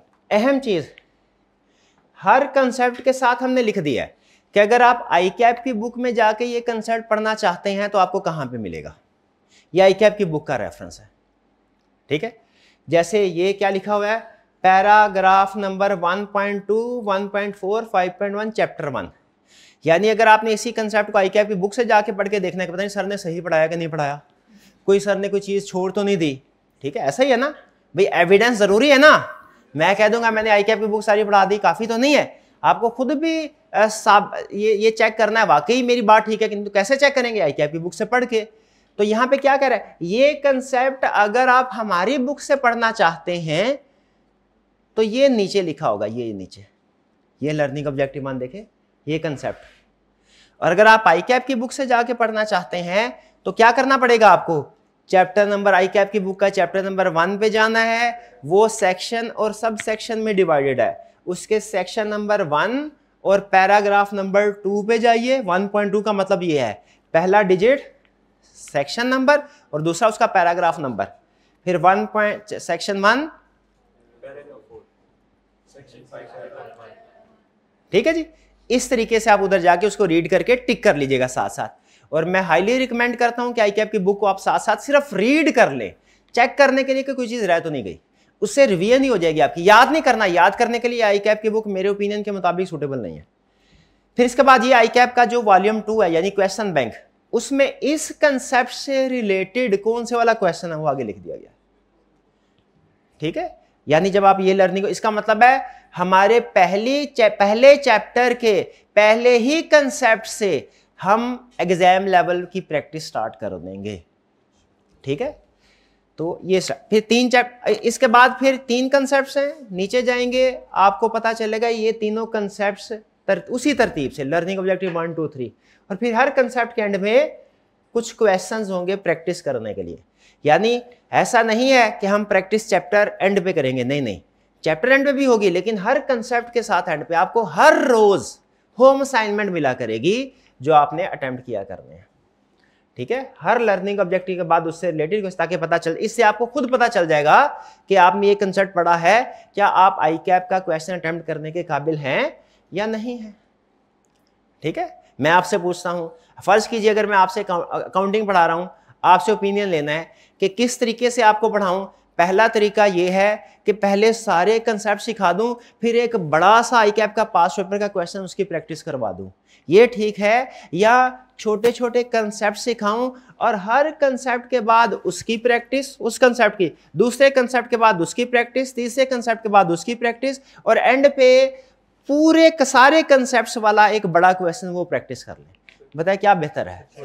छोटे छोटे स्टेप बाय स्टेप, ठीक है। ये अप्रोच मैंने एक गोरे की किताब से सीखी थी, तो स्टेप बाय स्टेप लेके चल रहा था, वो साथ साथ कैलकुलेशन, कॉन्फिडेंस भी बिल्ड होता रहता है। तो इसी तरह हम हर कंसेप्ट के बाद क्वेश्चन, छोटे छोटे क्वेश्चन प्रैक्टिस करते जाएंगे, और एंड में फिर जब चैप्टर कंप्लीट हो जाएगा तो फिर बड़ी केस स्टडी को सॉल्व करना हमारे लिए आसान हो जाएगा, ठीक है, उसी पर। अच्छा, अब इसके बाद आगे देखें वो बायोनिक रीडिंग मेथड। अब ये देखें, जैसे ये चले, यही सामने इसी को देख लेते हैं, ये एडवांटेजेस लिखे हैं। अभी शायद पता नहीं आपको आइडेंटिफाई क्लियरली विजिबल है या नहीं। अगर आप देखें ना तो इस पूरी लाइन के अंदर एक लफ्ज ऐसा है जो बोल्ड किया गया है, क्रेडिबिलिटी। शाबाश, आपको पता चल गया कि ये सबसे अहम लफ्ज ये है। एग्जाम में अगर आपने ये लफ्ज लिख दिया ना सोल्यूशन में, आगे पीछे कोई डिफरेंट अल्फाज भी यूज कर दिए, आपका सोल्यूशन बिल्कुल ठीक है। ये मोस्ट इंपॉर्टेंट वर्ड है इस पूरे कंसेप्ट के अंदर। इसी तरह मेरी कोशिश है कि इसमें टाइम बहुत लगता है, मैं अब वो बताना नहीं चाहता किस तरीके से कितना टाइम लगा है, लेकिन बहरहाल आपको खुद अंदाजा हो गया होगा कि पहले पूरा पढ़ना, फिर उसके बाद उसमें से ढूंढना क्या चीज़ है, फिर उसके बाद पास पेपर में देखना कि क्या वो इन्हीं कंसेप्ट को टेस्ट करके कर रहा है, इन्हीं के ऊपर सोल्यूशन बना रहा है। वो लेंथी टाइम कंज्यूमिंग काम होता है, तो उसके मुताबिक फिर मैंने, ये है बायोनिक रीडिंग मेथड। जब आप रिवीजन भी कर रहे होंगे ना, तो सिर्फ ये लफ्ज आ गया, रिवीजन हो गया कंसेप्ट, आपका रिवीजन में भी टाइम बचेगा, आपकी एफर्ट्स भी फोकस हो जाएंगी, आपको पता है मैंने किस चीज के ऊपर टाइम लगाना है, किस चीज के ऊपर उसको अच्छे तरीके से समझना है। तो ये है रीडिंग। फिर इसके बाद जो आपके क्वेश्चंस हैं उनके आंसर आपको एंड में मिलेंगे। ये एंड में, चैप्टर के एंड पे देखें, वो जैसे क्वेश्चन नंबर 1 का है, फिर 2 और फिर 3, जितने भी क्वेश्चन है उनका सजेस्टिव सॉल्यूशन मिल रहा है। अच्छा, सजेस्टिव सॉल्यूशन के साथ साथ याद रखें, अकाउंटिंग में शायद आप ये प्रैक्टिस नहीं करते या करते होंगे, मुझे कंफर्म नहीं, लेकिन ऑडिट में आपने लाजमी सॉल्यूशन, आप समझते हैं सॉल्यूशन सबसे अहम है। आपको ICAP के पास वेबसाइट पे जाए, आपको 4 सोर्सेज मिलते हैं एग्जाम वाले सेक्शन में, question paper, solution, examiner comments, marking scheme. मेरे ख्याल में इसमें सबसे अहम एग्जामिनर कमेंट्स हैं। स्टूडेंट को लगता है सबसे अहम सॉल्यूशन है, ठीक है, लेकिन मुझे पता है सोल्यूशन में कुछ चीज़ें आसान होती है, कुछ मुश्किल है। हमें ये पता होना चाहिए स्टूडेंट्स क्या गलतियां करते हैं एग्जाम में, ताकि हम उन गलतियों को अवॉइड कर सके। तो स्टूडेंट क्या गलतियां करते हैं एग्जाम में, ये कहाँ लिखा होता है? एग्जामिनर कमेंट्स में। एग्जामिनर कमेंट्स आपने इससे पहले किसी सब्जेक्ट के पढ़े हैं? हाँ, शाबाश। और फिर मार्किंग प्लान, आपको पता चल जाए क्या लिखना था और उसके कितने मार्क्स हैं, क्या लिखना है और उसके कितने मार्क्स हैं, ये मार्किंग प्लान। हर क्वेश्चन को रिटर्न फॉर्म में अटेम्प्ट करने के बाद लाजिम है आपके ऊपर एग्जामिनर कमेंट्स और मार्किंग प्लान को जरूर पढ़ना है, समझना है। ठीक है जी। फिर इसके बाद चैप्टर के साथ ये कुछ पास्ट एंड एनालिसिस दिया गया है कि पास्ट में ये कैसे टेस्ट होता रहा है, लेकिन आप, मेरी सजेशन है इसको इग्नोर कर दें, क्योंकि आप जब इसको थोड़ा एनालाइज करते हैं ना तो गलत डिसीजन की तरफ से, क्योंकि आपके एनालाइज करने का मकसद ये होता है मैं गैस कर रहा हूँ इस अटेम्प्ट में ये आएगा कि नहीं आएगा, अगर इस चैप्टर में से सवाल नहीं आएगा तो उसको छोड़ देता, भाई सर ये पिछले 4-5 दफा नहीं आया, अब भी नहीं आएगा, इसको छोड़ देते हैं। ये एनालिसिस इस पर्पज के लिए नहीं है, ये आपको सिर्फ ओवरऑल वेटेज देने के लिए कि इस चैप्टर में से अमूमी तौर पे कितने नंबर का क्वेश्चन आता है। याद रखिएगा, ऑडिट में एक कंसेप्ट था, मेरा ये बिलीव था कि इसका ऑडिट से दूर दूर का कोई ताल्लुक नहीं है और आई कैप ये कभी भी नहीं पूछेगा, ठीक है। और आई कैप ने एक अटेम्प्ट में उस कंसेप्ट को भी पूछ लिया, उसके बाद मैंने असूल बना लिया आई कैप कहीं से भी कुछ भी पूछ सकता है। याद रखें, आपके ख्याल में जब एक उस्ताद की जजमेंट, आपकी जजमेंट तो है फिर भी रॉ जजमेंट होती है, उस्ताद की जजमेंट फिर भी रिफाइंड जजमेंट होती है, किसी बेस पे होगी ना। अगर उस्ताद की ये जजमेंट की आई कैप ये नहीं पूछेगा ये गलत हो सकती है, ठीक है, तो फिर आपकी भी हो सकती है। तो हमने सिलेबस का कोई भी कंसेप्ट याद रखिए नहीं छोड़ना, नहीं छोड़ना। आई कैप सिलेक्टिव स्टडी को पसंद नहीं करता। और ये नीचे कुछ थोड़ा सा ना हर चैप्टर का ओवरव्यू है और एग्जामिनेबिलिटी है, ये जैसे झलकियां होती है ना, वो कुछ मूवी वगैरह की झलकियां, ये ट्रेलर है, ये चैप्टर का हाँ हाईलाइट्स है। चलिए, ये था बुक का स्ट्रक्चर जो मैं आपके साथ शेयर करना चाह रहा था, क्योंकि आपने इसी स्ट्रक्चर के मुताबिक आगे प्रोबेबली पढ़ना है अगर आप हमारे वाले बुक को यूज करेंगे। वापिस आते हैं, और चीजें क्या, इंस्ट्रक्शन, कुछ हिदायत, अमल करेंगे इंशाल्लाह फायदा होगा, नहीं करेंगे तो नुकसान आपका है, बताना मेरा फर्ज है, इसलिए गौर से सुन लीजिए। कुछ एडवाइसेस, ये एडवाइसेस कुछ ऐसी हैं जो ऑनलाइन और फिजिकल दोनों स्टूडेंट्स के लिए हैं, कुछ ऐसी हैं जो सिर्फ फिजिकल स्टूडेंट के लिए, कुछ ऐसी हैं जो सिर्फ ऑनलाइन वाले स्टूडेंट्स के लिए है। पहले वो चीजें जो कि फिजिकल और ऑनलाइन दोनों स्टूडेंट्स के लिए है। ऑडिट पास करने के लिए 2 घंटे डेली प्रैक्टिस लाजमी है, घर जाके आपने 2 घंटे सेल्फ स्टडी लाजमी करनी है। लेक्चर का टाइम इसमें शामिल नहीं है। ऑनलाइन वाले स्टूडेंट्स अक्सर कहते हैं सर 1.25 घंटे का लेक्चर है तो बाकी 45 मिनट हमने पढ़ना है, नहीं नहीं नहीं, 1.25 घंटे का लेक्चर लेने के बाद बाकी 2 घंटे पढ़ना है। अगर आप इतना टाइम ऑडिट को दे सकते हैं तो फिर कंटिन्यू करें, वरना ना करें। और याद रखें, शुरू में अब होता क्या है, शुरू में चूंकि सब्जेक्ट बेसिक लेवल पे चल रहा होता है, इतनी ज्यादा होम असाइनमेंट है नहीं। आज जैसे कोई होम असाइनमेंट नहीं होगी, कल होम असाइनमेंट होगी इक्का दुक्का क्वेश्चन जो शायद आप 10-15 मिनट में कर लें। तो स्टूडेंट ये समझता है कि सर मैंने तो पहले हफ्ते में आधे घंटे में सारा निपटा दिया करता था, तो इसका मतलब है 2 घंटे जरूरी नहीं आधे घंटे में सब्जेक्ट तैयार हो जाएगा, नहीं। ये 2 घंटे आपको पूरे सिलेबस को सामने रख के मैं कर, पहले दूसरे चैप्टर में हो सकता है 1 घंटे 1.25 घंटे के अंदर आप ऑडिट की असाइनमेंट वगैरह तैयार कर लें, लेक्चर तैयार हो जाए। लेकिन जैसे जैसे ऑडिट आगे जाएगा आपको ज्यादा टाइम लगाना पड़ेगा। तो ऑन एवरेज 2 घंटे डेली सेल्फ स्टडी लाजमी पढ़ना है, और ये रोज का रोज पढ़ना है, रोज का रोज पढ़ना ज्यादा अहम है, ठीक है। कंसिस्टेंसी ज्यादा अहम होती है क्वांटिटी से। आखिरी हफ्ते में एक दिन 14 घंटे पढ़ना वो आपको आउटकम नहीं देगा जो कि डेली 2 घंटे पढ़ना देगा। और सबसे अहम, दूसरी सबसे पहली सबसे अहम चीज आज मैंने आपको क्या बताई थी, ये नेचर। दूसरी सबसे अहम चीज, मोबाइल फोन पढ़ाई के दौरान नहीं, आपके पास भी नहीं होने चाहिए, बैग में भी नहीं होने चाहिए। मोबाइल फोन के बारे में रिसर्चर कहते हैं मोस्ट डिस्ट्रैक्टिंग डिवाइस है, ये सबसे ज्यादा आपकी अटेंशन डिस्ट्रैक्ट करती है मोबाइल, और इसमें इतनी नेगेटिव पावर है, आप इसको अपने बैग में भी रख देंगे ना, फिर भी थोड़ी थोड़ी देर बाद अटेंशन जाएगी, चेक करूं कोई अहम मैसेज तो नहीं आया, कोई कॉल तो नहीं आई है।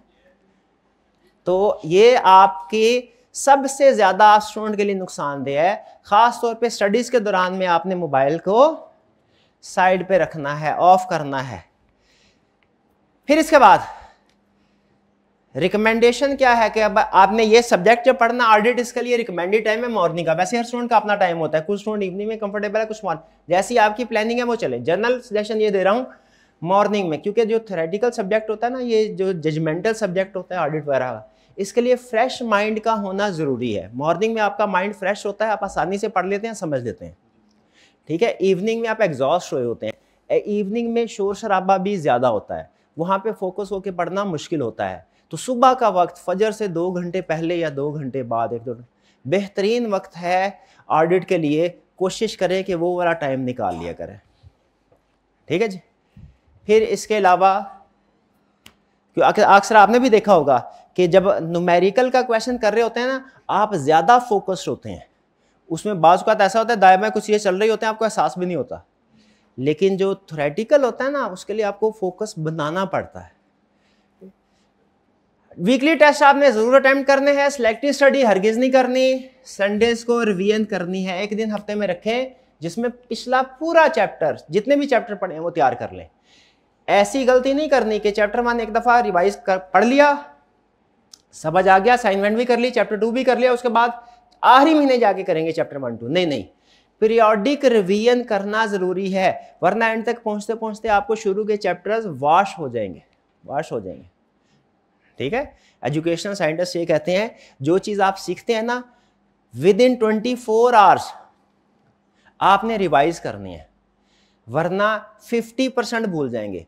आज का लेक्चर अगर आप घर जाके रिवाइज नहीं ना करते, कल आपको सिर्फ आधी बातें याद होंगी। और अगर with in 7 days second revision ना करें तो फिर भी आप भूल जाएंगे।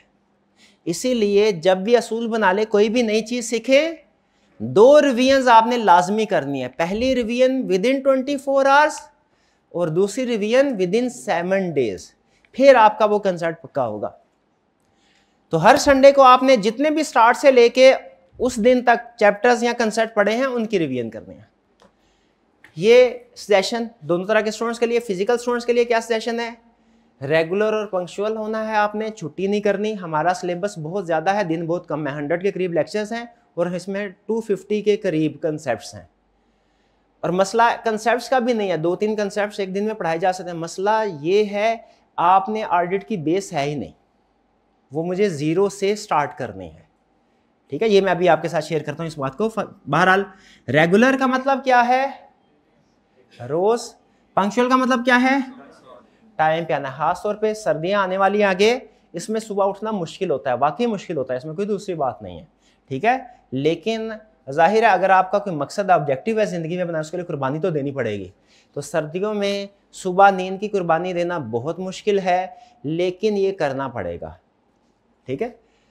अटेंटिव इन क्लास, क्लास में अटेंटिव हो गए। क्वेश्चन जरूर पूछते रहे जहां पे समझ ना आए, देखिए उस्ताद के एक्सपीरियंस की वजह से अंदाजा जरूर हो जाता है कि बच्चे के ज़हन में किस जगह पे क्या सवाल आता है। लेकिन बहरहाल अगर आपके ज़हन में कोई भी क्वेश्चन आपके दिमाग में घुस नहीं सकता, वो आपने मुझे बताना है कि सर हमें ये चीज़ समझ नहीं आई। तो कोई भी चीज़ अगर आपको समझ नहीं आई, आप बेफिक्र होकर 1 दफ़ा 2 दफ़ा 5 दफ़ा 10 दफ़ा पूछे। ये मेरी जिम्मेदारी है कि जब तक आपको वो चीज़ समझ ना आए मैं आगे ना जाऊँ, ठीक है। तो क्वेश्चन ज़्यादा से ज़्यादा पूछिएगा, लेकिन क्वेश्चन पूछने का अप्रोप्रिएट टाइम है, वो टाइम मैं आपको दूंगा, फिर उसमें आपने क्वेश्चन पूछने हैं। चलते हुए लेक्चर में क्वेश्चन ना पूछिएगा, ठीक है। मैं अक्सर जब हम कंसेप्ट स्टडी कर रहे होंगे ना, अभी ये तो बेसिकली कंसेप्ट नहीं है, ठीक है, कंटिन्यूस डिस्कशन है कंसेप्ट। तो मैं जब आपको किसी कंसेप्ट जगह पे देखूंगा कोई चेक पॉइंट लग गया है, वहां पे रुक के आपसे पूछूंगा यहाँ पे कोई क्वेश्चन है तो पूछ लीजिए। जैसे अभी मैं यहाँ पे रुक के अब आपसे पूछ लेता हूँ। ओरिएंटेशन में अभी तक हमने जो भी चीज़ें पढ़ी हैं, डिस्कस की हैं, उसमें से कोई सवाल पूछना चाहते हो तो पूछ लीजिए, शाबाश। हाइब्रिड क्लास में से कोई सवाल हो तो पूछ लें। अच्छा, हाइब्रिड क्लास में से कोई सवाल यूं ही पूछ लीजिए, मुझे पता चले माइक वगैरह चल रहा है, कम्युनिकेशन सही है कि नहीं हमारी। हाइब्रिड क्लास रूम नंबर 6 में से कोई क्वेश्चन पूछिए।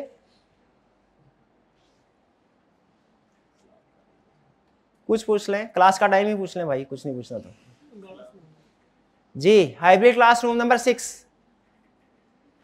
कोई है जी? थोड़ा सा ऊंची बोलिएगा अभी तक। और रूम नंबर 4 थोड़ा सा ऊंची बोलिएगा भाई, माइक, ये भाई को बताएं माइक को जिस जगह पे रखना होता है ना माइक को भाई।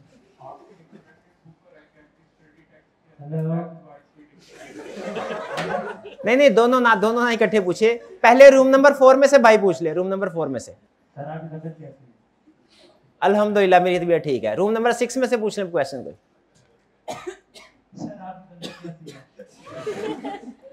ये 6 वाला ही था। रूम नंबर 4 में से पूछ ले क्वेश्चन। आपकी रिकमेंडेड आईकैप की जो आपकी रिकमेंडेड बुक और आईकैप के स्टडी टेक्स्ट के अंदर कोई लेंथ वाइज डिफरेंस है? हाँ, क्वेश्चन इनका ये है कि क्या आपकी बुक, रिकमेंडेड बुक और आईकैप की स्टडी टेक्स्ट में लेंथ वाइज डिफरेंस है। ये अच्छे अल्फाज के साथ उन्होंने क्वेश्चन पूछा है। एक फर्क है कंसेप्ट वाइज, कंसेप्ट वाइज इंशाल्लाह फर्क नहीं होगा, यानी जितने कंसेप्ट आईकैप की बुक में है वो सारे कंसेप्ट आपको हमारी वाली रिकमेंडेड बुक में मिलेंगे, ठीक है। लेंथ वाइज डिफरेंस है, बिल्कुल डिफरेंस है। 2 डिफरेंसेस है, 3 डिफरेंसेस है, 3। पहला सीक्वेंस वाइज डिफरेंट है। आईकैप की बुक में कंसेप्ट्स का सीक्वेंस डिफरेंट है, हमारी वाली बुक में कंसेप्ट का सीक्वेंस डिफरेंट है। हमने कोशिश की है थोड़ा उसे लॉजिकल सीक्वेंस के साथ स्टेप बाय स्टेप लेके चलें, ठीक है। दूसरा डिफरेंस लेंथ का डिफरेंस है। आईकैप ने बुक में ऐसी बात, देखें एक बंदे ने आपको सारा कुछ सिर्फ किताब के जरिए से ही समझाना है, ठीक है, और एक बंदा है जिसने आपको किताब भी है जिसके पास, और जो आपके साथ इंटरेक्ट भी कर सकता है फिजिकली। जैसे मुझे एज टीचर आईकैप की बुक, आईकैप के ऊपर एक एडवांटेज है, क्या?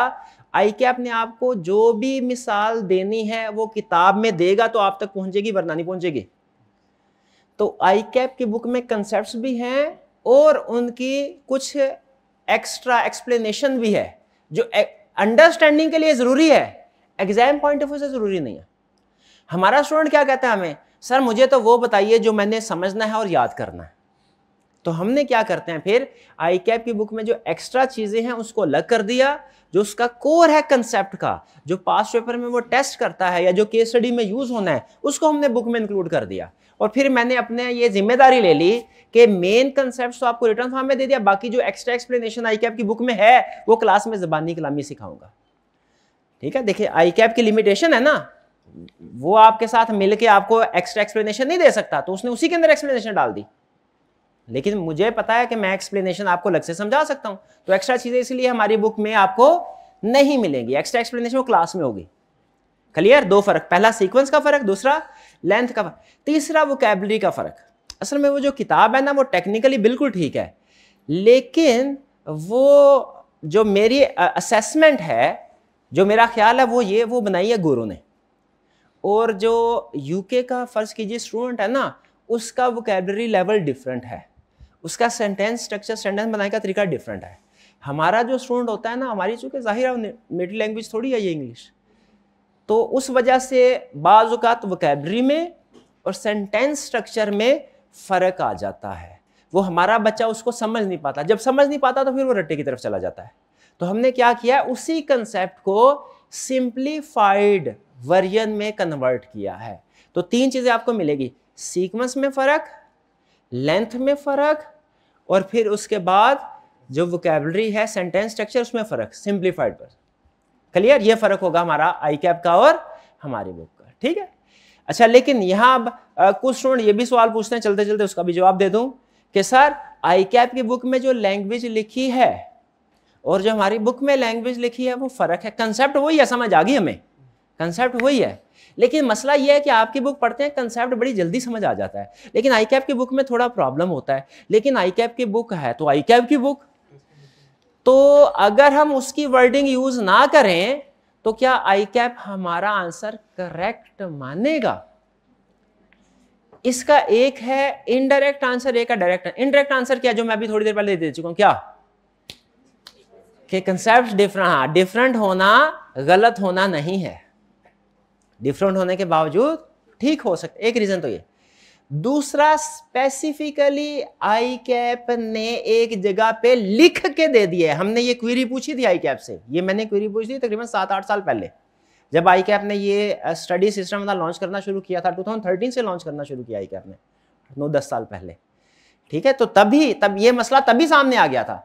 ICAP ने अपनी वेबसाइट के ऊपर रिटन फॉर्म में इसका जवाब दिया है कि इससे फर्क नहीं पड़ता। ठीक है, वो मैं आपके साथ कल शेयर करूंगा।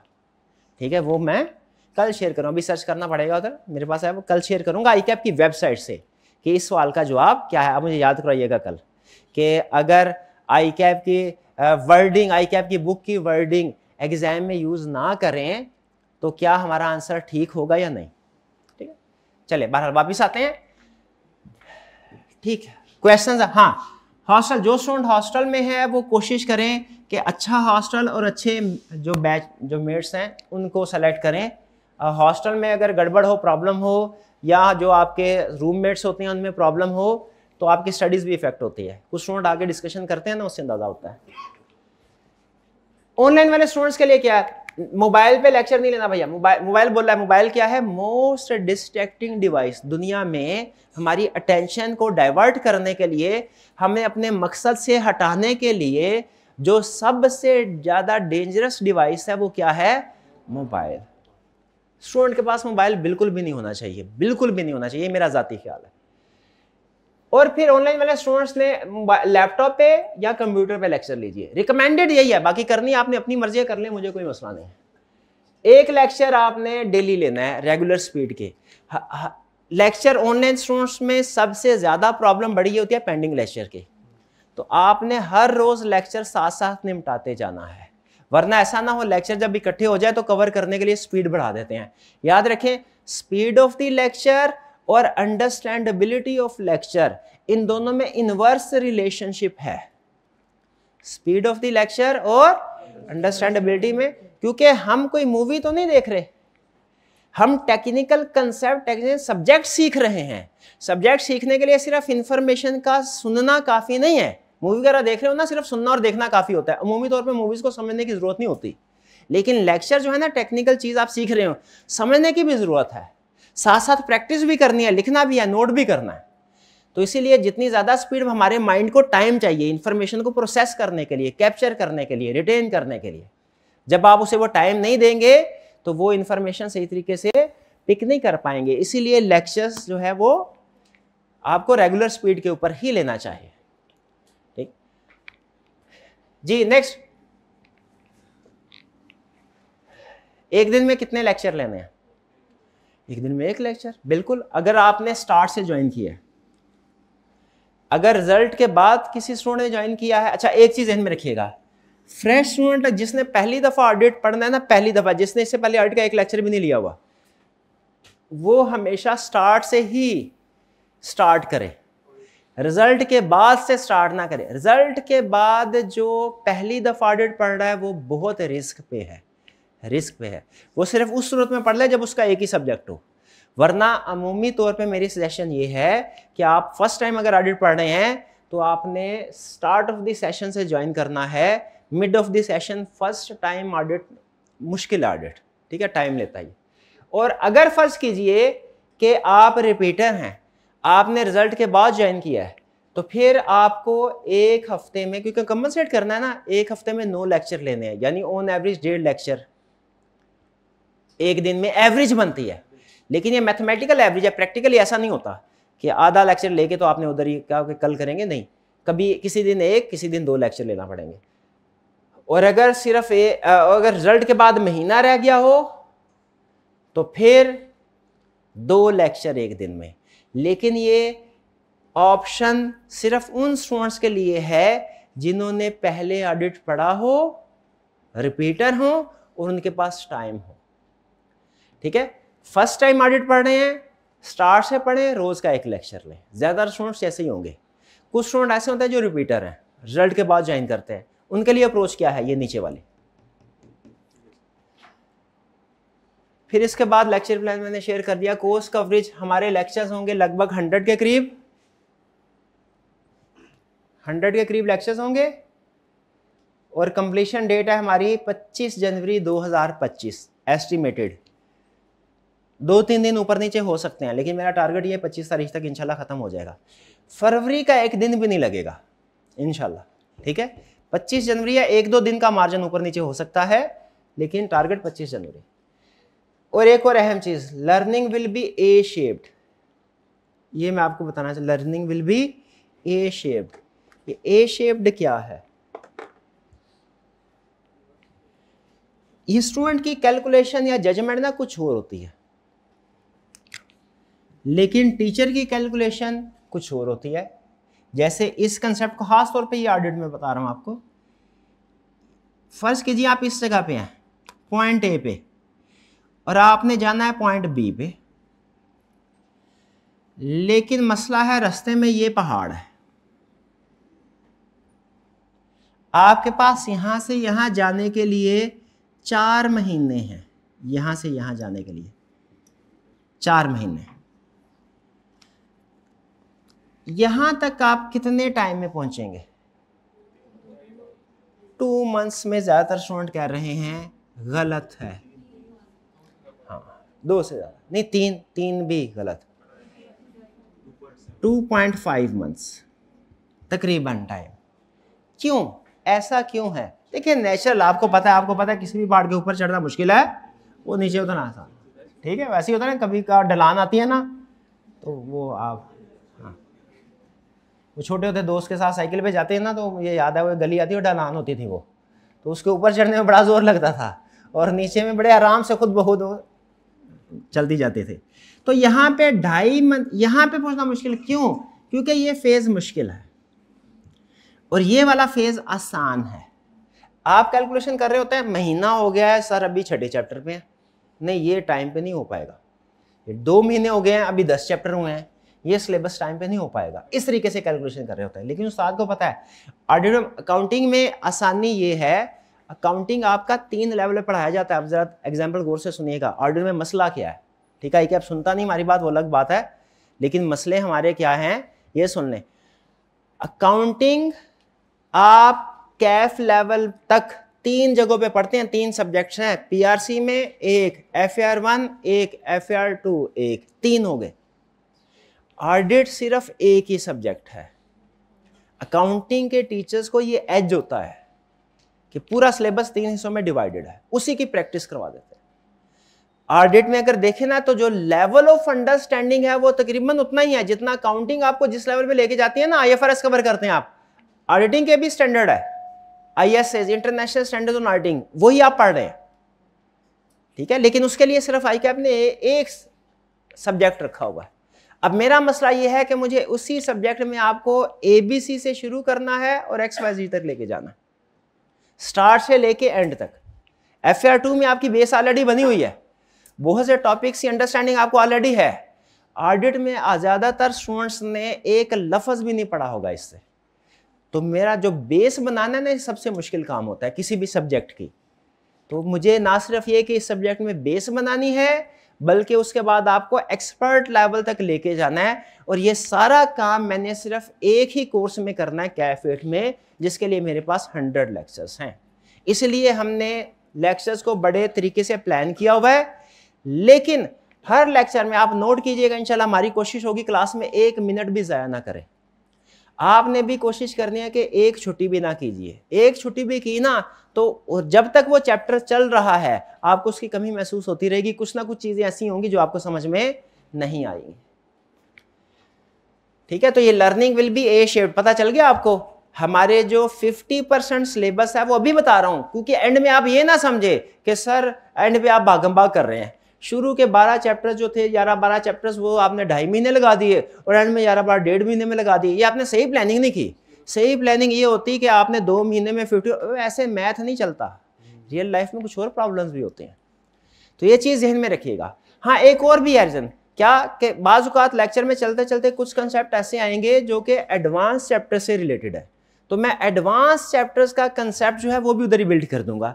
यानी बहुत से टॉपिक्स ऐसे होंगे वो हम ये पढ़ रहे होंगे यहाँ पे, लेकिन उनमें यहाँ वाला कंसेप्ट भी डिस्कस हो रहा होगा बेसिक।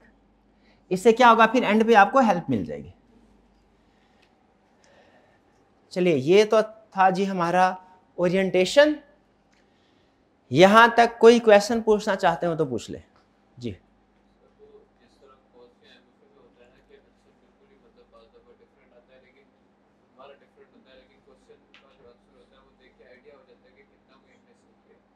यहाँ के क्योंकि आप कह रहे हैं कि डिफरेंट होता है, तो आपका जो मिसाल के तौर पे आंसर डिफरेंट है, तो आपने एक बिल्कुल डिफरेंट एंगल से उसे इंटरप्रेट किया। जो मैंने आंसर लिखा है वो कैसे मतलब हाँ, स्टूडेंट का क्वेश्चन ये है कि सर आपने ये बोला है कि जब हम केस स्टडीज कर रहे होंगे ना तो उस समय सोल्यूशन हमारा डिफरेंट हो सकता है, बल्कि हुआ करेगा। तो हमें कैसे पता चलेगा कि जो हमने डिफरेंट लिखा है ये सही लिखा है कि गलत लिखा है, ये कैसे पता चलेगा? ठीक है, ये आप जैसे जैसे प्रैक्टिस करते जाएंगे ना वैसे वैसे पता चलेगा। अभी आपको नहीं पता इस सब्जेक्ट में क्या चीज़ अहम है। अभी मैं आपको एक लफ्ज़, अगर ऑडिट की किताब में से कोई भी लफ्ज़ निकाल के, एक लाइन निकाल के आपके सामने रख दूंगा ना, अभी आप इस काबिल नहीं है कि ये बता सके सर इसमें सबसे अहम लफ्ज़ कौन सा है। लेकिन जैसे जैसे आप कंसेप्ट सीखते जाएंगे, चैप्टर्स कवर करते जाएंगे, आपको पता चल जाएगा कि ये अल्फाज है बार बार इस्तेमाल होते हैं और ये सिचुएशन है, इसमें ये चीज़ अहम है। तो आपकी जजमेंट आहिस्ता आहिस्ता रिफाइन होती जाएगी। ये प्रैक्टिस से आपको पता चल जाएगा। जितनी ज़्यादा प्रैक्टिस करेंगे उतना ही ज़्यादा अंडरस्टैंडिंग आपकी स्ट्रांग हो जाएगी कि इस तरह की सिचुएशन में ये करना होता है। ठीक है, वो क्लियर हो जाएगा, वो प्रॉब्लम नहीं होगी इंशाल्लाह। अच्छा, एक तो रियल वर्ल्ड केसेस है। हमारी कोशिश ये होगी कि क्लास में डिफरेंट कंसेप्ट्स को डिस्कस करते करते साथ में रियल वर्ल्ड की एग्जांपल्स भी दे दी जाए, जैसे इससे कंसेप्ट्स को समझना आसान हो जाता है और आपको ये भी पता चल जाता है कि प्रैक्टिकल लाइफ में ऑडिटिंग कैसे हो रही है। दो एग्जांपल, दो कंपनीज हैं, ये तो आपके सामने नाम लिखते हैं, एनरॉन और वर्ल्डकॉम। ये दो कंपनी थी, USA based company, Pakistani company नहीं, यूएसए कंपनी।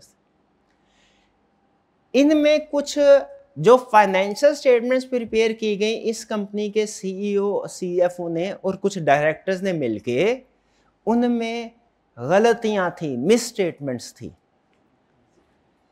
और उन मिस स्टेटमेंट्स का अल्टीमेट इफेक्ट ये था कि प्रॉफिट ओवरस्टेट कर दिया गया था। जब प्रॉफिट ओवरस्टेट किया गया तो जो इन कंपनीज के सीएफओ और सीईओ थे उनको बोनसेस मिले। आपको पता है वो एक पॉलिसी भी होती है समटाइम कि जितना प्रॉफिट होगा 10% बोनस के तौर पे दिया जाएगा, कमीशन के तौर पे। तो 4, 5, 6 साल तक ये जो मैनेजमेंट, टॉप लेवल मैनेजमेंट है, गलत फाइनेंशियल स्टेटमेंट्स बना के बोनस लेते रहे। और जब ये फ्रॉड सामने आया तो इन कंपनी की शेयर प्राइस 5% तक, यानी मोर देन 90% शेयर प्राइस गिर गई। अब शेयर प्राइस गिर गई, इसका मतलब है जिस बंदे ने 100 रुपए का शेयर लिया था, जब ये सामने आया फ्रॉड, मार्केट में, स्टॉक एक्सचेंज में आप देखते होंगे ना, वो शेयर, अब क्या मार्केट क्रैश कर गई, तो वो उसमें नॉर्मली इस तरह की सिचुएशन आती है। तो शेयर क्रैश कर गया उस कंपनी का, तो जिसने 100 रुपए में शेयर खरीदा था, अब उसकी वैल्यू कितनी रह गई? 5 रुपए। तो मुझे बताइए इससे क्या साबित हुआ? ये जो फ्रॉड होते हैं इनमें फायदा कौन उठा लेते हैं? मैनेजमेंट के लोग, मैनेजमेंट, सीएफओ, सीईओ या सम टाइम डायरेक्टर्स। और अल्टीमेटली नुकसान किनका होता है? शेयर होल्डर्स का, शेयर होल्डर्स का। इसीलिए मुझे बताइए क्या मैनेजमेंट, अब ये किस तरीके से उन्होंने फ्रॉड किया, मैं 2-3 रीजन आपके साथ शेयर करता हूं। ये सामने सिर्फ ब्रीफ है, वरना असल में तो इनकी कहानी, ये इतने बड़े स्कैंडल थे, इन्हें ऑडिट की दुनिया का 9/11 बोला जाता है। इन फ्रॉड के बाद, ये 2002 में हुए थे, 2000, इनके बाद ऑडिटिंग प्रोफेशन सिग्निफिकेंटली चेंज हो गया। ठीक है, अब ज्यादा आप समझ लीजिए कि जैसे स्टैंडर्ड डिवाइस होते हैं ना, तो ये स्टैंडर्ड्स की तादाद डबल से ज्यादा हो गई इन स्कैंडल के बाद। उन्होंने कहा जी इसका मतलब ज्यादा ऑडिट को आगे हमें समझ गया ना, ज्यादा स्टैंडर्ड की जरूरत है। फ्रॉड क्या किए? एनरॉन ने क्या किया? Record future revenue in current year. क्या किया? फ्यूचर, यानी अगले साल का रेवेन्यू 2025 का रेवेन्यू था 2024 की फाइनेंशियल स्टेटमेंट में रिकॉर्ड कर लिया। क्या काउंटिंग इसकी इजाजत देती है? ये मिस स्टेटमेंट थी, मिस स्टेटमेंट। फिर क्या किया? सम एक्सपेंसेस वर नॉट रिकॉर्डेड। कुछ एक्सपेंसेस थे जो रिकॉर्ड ही नहीं किए, करने चाहिए थे। जैसे फर्ज कीजिए, छोटी सी एग्जांपल, दिसंबर के महीने का बिजली का बिल रिकॉर्ड नहीं किया। पूछा क्यों नहीं किया? उन्होंने कहा है नहीं बिल अभी। अकाउंटिंग क्या कहती है? इनकर हो गया तो रिकॉर्ड करो, नहीं एग्जैक्ट अमाउंट ना तो रिलायबल एस्टिमेट बना लो, प्रोविजन रिकॉर्ड कर लो, करो तो सही ना। तो ये मिस स्टेटमेंट थी क्या? बिल्कुल थी। ये आपको छोटी सी, मैंने सिर्फ ये 2-3, क्योंकि अभी पहला लेक्चर है ना, तो इसलिए बेसिक एग्जांपल रख रहा हूं आपके सामने, वरना उन्होंने इतने आसानी से नहीं, अंदर और भी बड़े चक्कर थे इनके बहरहाल। लेकिन मेन ये टाइप्स ऑफ मिसस्टेटमेंट थी। वर्ल्ड कॉम में उन्होंने क्या किया, reclassified operating expenses as capital expenditure. अब आप में से जिन स्टूडेंट्स ने वो कैपिटल रेवेन्यू एक्सपेंडिचर वाला टॉपिक पढ़ा हुआ है, पढ़ा, कितने स्टूडेंट्स ने नहीं पढ़ा हुआ? तो आप मुझे बताइए, अगर रेवेन्यू एक्सपेंडिचर को कैपिटल एक्सपेंडिचर बना दिया जाए, प्रॉफिट पे क्या फर्क पड़ता है? ओवरस्टेट हो जाता है, वो एसेट में चला जाता है एक्सपेंस की बजाय, प्रॉफिट बढ़ गया, वो बाद में बिलियंस की रिवर्सल पड़े। ये मिस स्टेटमेंट नहीं, प्रॉफिट बढ़ गया, उनको बोनस मिलते रहे। और फिर ओवरस्टेट रेवेन्यू को ओवरस्टेट कर दिया, ये फ्रॉड थे। अब बताइए, मैं और भी बहुत से तरीके हैं मिस स्टेटमेंट के, क्या जब इस तरह की मिस स्टेटमेंट फाइनेंशियल स्टेटमेंट में होंगी, बाद में सामने आएंगी, तो क्या प्रॉफिट रिवर्स नहीं होगा? प्रॉफिट रिवर्स होगा तो शेयर प्राइस गिरेगी नहीं? गिरेगी। तो फिर उस वक्त, जिस वक्त फ्रॉड आइडेंटिफाई होता है ना, उस वक्त जो जो शेयर होल्डर होता है वो डूब गया समझे। अच्छा, आखिरी सवाल, इसका जवाब आपने मुझे कल देना है, बहुत ही टेक्निकल सवाल पूछने लगा हूं, बहुत ही टेक्निकल सवाल। ये एक मिस स्टेटमेंट है एनरॉन में हुई, जो record future revenue in current year, और ये एक मिस स्टेटमेंट है वर्ल्ड कॉम में हुई, ओवरस्टेटेड रेवेन्यू। बज़ाहिर दोनों एक लग रहे हैं, इन दोनों में फर्क क्या है? ये कल आपने मुझे, आज सोचना है और कल आपने मुझे ये फर्क बताना है। क्लियर जी? यहां तक कोई क्वेश्चन पूछना चाहते हो? अच्छा, ये आप लोगों को माइंड मैप शेयर किए जा रहे हैं। माइंड मैप क्या है? माइंड मैप है एक पेज के ऊपर पूरे चैप्टर की समरी। माइंड मैप क्या है? एक पेज के ऊपर पूरे चैप्टर की समरी, और वो डायग्राम फॉर्म में, ठीक है, सिंबल्स को यूज कर, फ्लो चार्ट की शक्ल में, फ्लो चार्ट की शक्ल में, ताकि रिवीजन करते हुए आपको आसानी हो। तो ये अभी आप ले लीजिएगा, अगर किसी स्टूडेंट को आज ना मिल सके तो वो कल अवेलेबल हो जाएगा। आज का लेक्चर यहां पे खत्म करते हैं। अल्लाह हाफिज।